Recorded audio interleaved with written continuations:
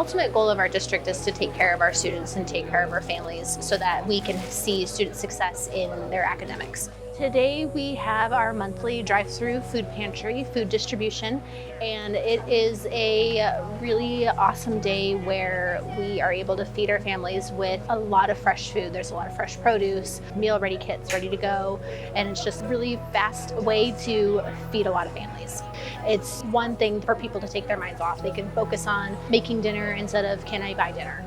So about 6 years ago, our principal at Holdeman, Dr. Jeffrey Shores, realized that there was a need in our community for not only the families of Holdeman, but the surrounding community as well. So our walk-in pantry happens once a month. Then the drive-through is also once a month. It's usually the last Thursday of the month, though it's about every other week we have an opportunity to serve our families. The food from the drive-through food pantry is ordered through United Food Bank, and it's thanks to our Driving Possibilities grant from Toyota that we are able to purchase the food from United Food Bank and distribute it out to our families.